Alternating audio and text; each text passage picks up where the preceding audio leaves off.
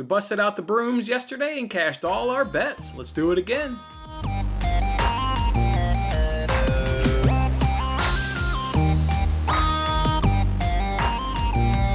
Hey, what's going on, everybody? It's Jason Mattis with Winning Bets. Thanks for hanging out with me on this episode, the Thursday edition here of Winning Bets, where we're giving out free sports picks every single day.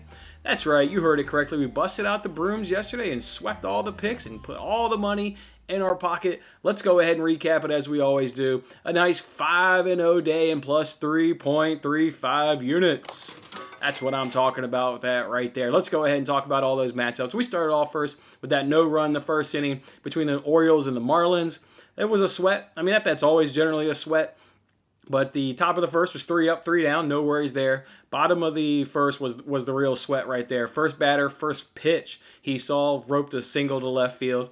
Got on. Next guy got a walk. So now you got first and second, no outs. And then my man, finally, Zimmerman was able to shut it down. Got a couple fly balls, I believe it was. And then when a left-handed batter came up, finally was able to get a nice strikeout there. And then that first inning. But yeah, just a stressful bet. It's the only bet that you'll ever make in baseball where one run could sink you in. So, yeah, it's just stressful because you're always just one pitch away from possibly losing it. But, yeah, it just feels good to, sweat your way through that and obviously come out of that one, starting the day up off with a nice cash. We rolled that on into the Nationals F5 run line. Max Scherzer was absolutely dealing. Struggled a little bit there in the first inning. Had to wiggle out of a bases loaded jam there with one out. But after that was relatively who Max Scherzer is, dominant stuff, strikeout stuff. And the Nationals bats did just enough. They got one run, so they won that 5 innings, 1-0. Covered, obviously, that run line, so that was another nice, good cash for us there. Then we also, of course, took that Reds team total. Was obviously hanging out with a lot of you guys last night on Twitter, going back and forth as if that drama unfolded.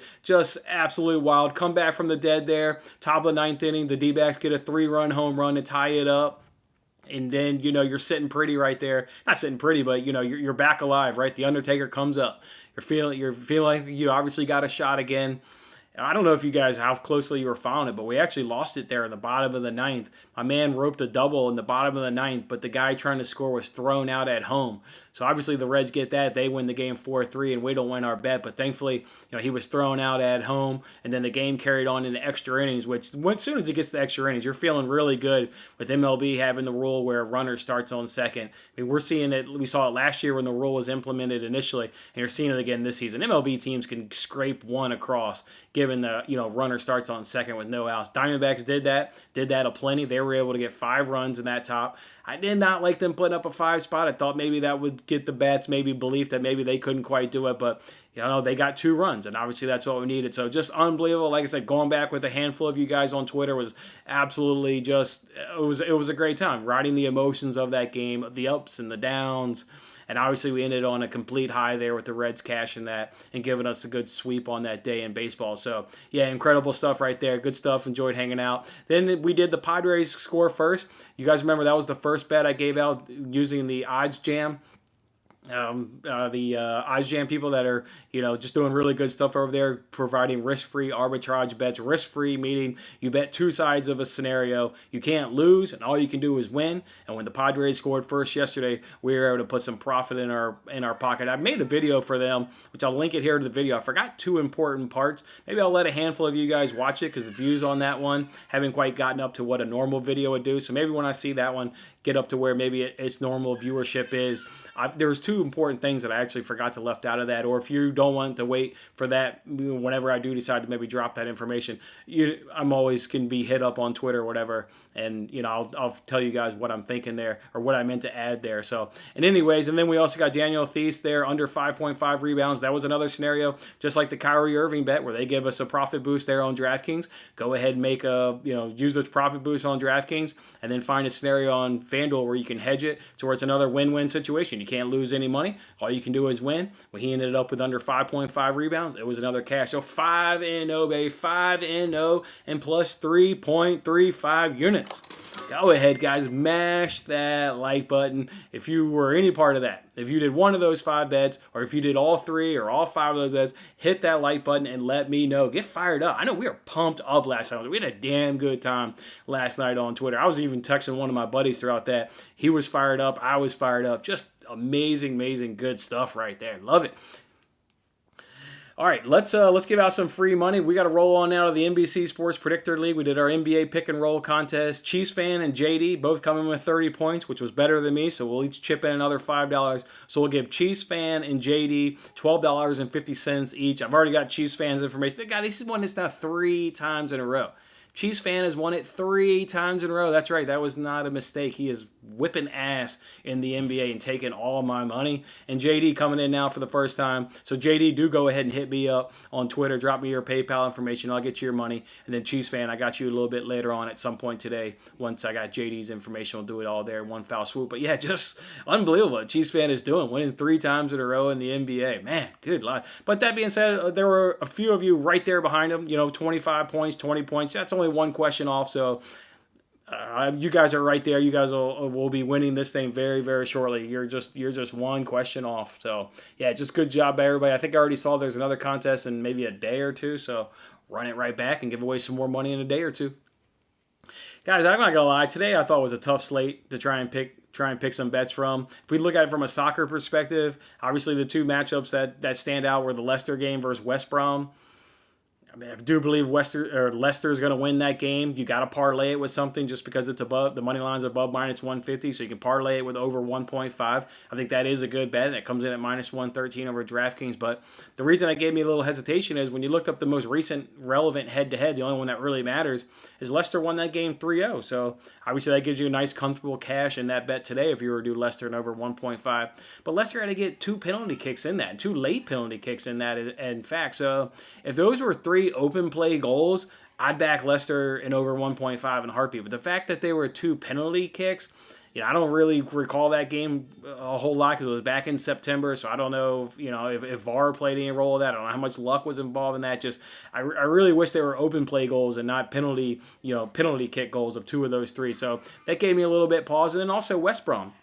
What is West Brom going to do? They can obviously play the game 1 of 2 scenarios.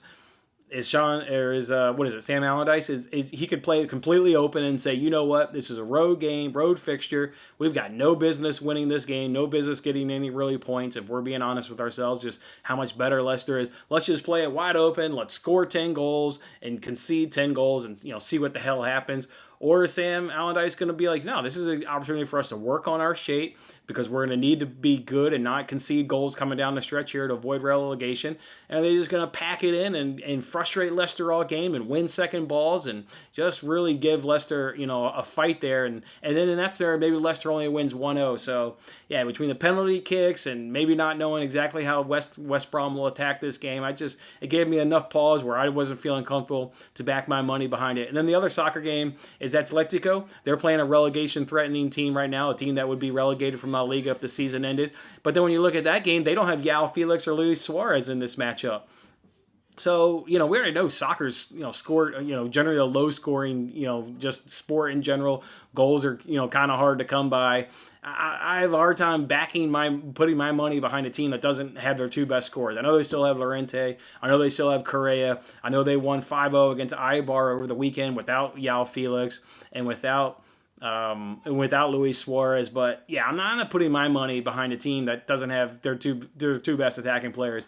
And this team is a little bit more up the table and actually has a chance to get out of the relegation zone where Eibar was in the absolute last place. So maybe this team thinking that maybe they can steal a point or, I don't know, just there wasn't much in that Atletico game I liked once I realized João Felix and Luis Suarez weren't a part of it. And then for MLB, I think it's another tough day in MLB. I know baseball like the back of my hand. That's from doing fantasy baseball, from tracking fantasy baseball. I've told you guys about how this is by far and away most profitable sport. The reason that is because the volume of games are super high. So who you are as an athlete is who you're going to be more times than not. You can have good days, you can have bad days that are anomalies to who your track record is.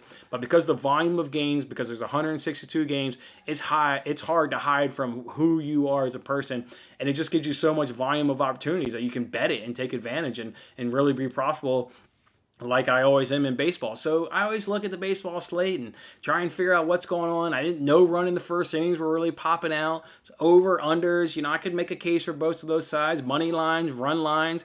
I could make a case that, teams are going to win or teams are going to lose. So to me, it was an absolute tough day, whether it's soccer or baseball, to try and figure that out. That being said, I did find 2 bets, but I only put a half unit on each. You're always tailing at your own risk, but these aren't ones where I usually don't talk about my confidence level on here because I always give bets that I love. But the fact that I only put a half a unit on each of these bets, I think that speaks volumes for maybe how confident I am as opposed to normally just putting, a full unit on these. So, yeah, I got 2 bets for you. Got a half unit on each. Let's go ahead and break these down. We're going to look at that Diamondbacks versus Reds games, although we're not going to talk about it all that much because we know this game extensively, or know these teams extensively. I'm just going to go over 8.5, and that's minus 109 over a points bet. Again, we know the offense for these teams. We know how great the Reds offense is. The D-backs offense, it's about average, middle of the road. What do we do like in this game is all the bullpens have been deployed so far in this season. The Diamondbacks, they've used both their good arms and bad arms and winning that game, the 5-4 game. Coming back yesterday, they used their crappy arms up until the point, then the 9th inning when they tied it 3-3, then they started using more of their high leverage guys because it was a tied game. And then the 10th inning, once they had that lead, they used more of their high leverage games to try and win that game. And then for the Reds bullpen, they've kind of done the same thing. They've had a game where they've lost, so they used some of their shitty arms. And then yesterday, up until the point where they blew it in the 9th inning, and it was their closer that blew it, they were rolling out all their high leverage guys. So I absolutely love game 3s. I really like taking overs because of mainly the bullpens, because all the teams have seen your bullpen arms by now. So I'm a big fan of the last game, whether it's game 3 or game 4 of a series. I love taking overs. So yeah, definitely doing, like I said, over 8.5 in this one. As for the starters, Widener versus Hoffman, both of these guys have had 3 starts. 2 of the 3 starts for each of these guys have been really good. The one that's been bad is against each of these opponents. But both of these guys have seen today's opponent, and there was a stinker against today's opponent. So we know how generally that favors the hitters.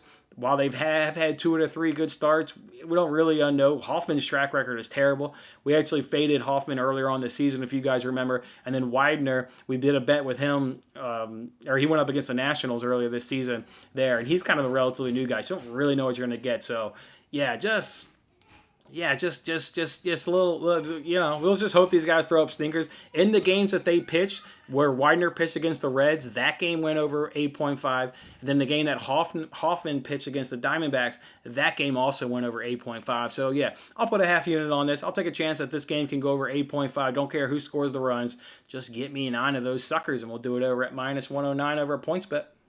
Then the last one I've got for you, this one I definitely like more tthan the other one. I like it a lot, but then I also like it that it comes in at plus 124. I'm going to go to that Pirates versus Tigers game and do Jose Urena over 4.5 Ks at plus 124. So far on the MLB season, we're 3-0 in MLPK prop, so let's see if we can't go 4-0. He's cashed this in 2 of his 3 starts so far this season. Urena may sound familiar to you guys.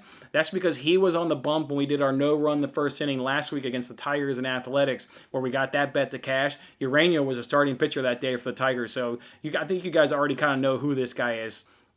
He's got a big K per 9 jump this season. He's up to 10.4 K per 9. I don't really know why the big jump is. I looked at his stats. His velocity is relatively about the same. His chase rate, his swift. So don't really know what's going on there. But he's having a good season. He's missing bats for whatever reason. So if we look at the Pirates team though, what he's going up against today, they rank 18th in Major League Baseball in strikeouts.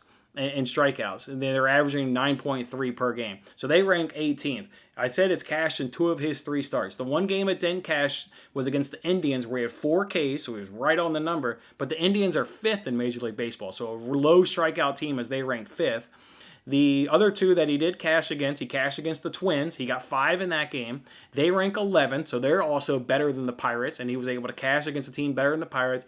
And then he did it against the Athletics, where he got 8 Ks, and they ranked 21st. So wasn't able to do it against an Indians team, which is obviously top 5 in Major League Baseball, but then he did it against the 11th and the 21st ranked team, and the Pirates fall right there in the middle at 18. So, yeah, I'll put another half unit on Jose Urena that he can get over 4.5 Ks, and love the value there coming in at plus 124. I do believe he can actually get that done. We talked about him in that game where he was a no-run first inning guy coming up in the Marlins organization. He's got electric stuff at times, so I don't mind backing him at 4.5. But overall, again, really, really, really tough slate. I've already kind of peaked at Friday's slate. I think Friday, probably, I mean, not going to go crazy in terms of the number of bets, but they could all be no-run first innings. I mean, I love the no-run first inning action tomorrow. So let's just be cool today. Both of these games are early. I think they're both around noon Central Time, maybe 1 Central Time. So we'll have some money in our pocket earlier on in the day, and then we'll come back tomorrow and we'll roll out the Friday bets there. So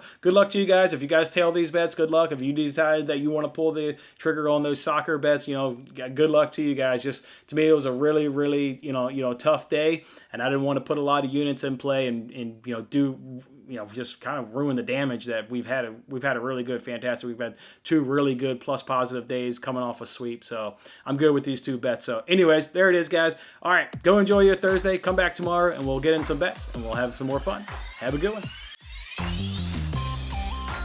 Thanks for watching this episode of Winning Bets. I'm Jason Mattis. I'll see you again when we are celebrating the wins and making more winning bets. Don't forget to like, comment, share, and subscribe for more winning bets.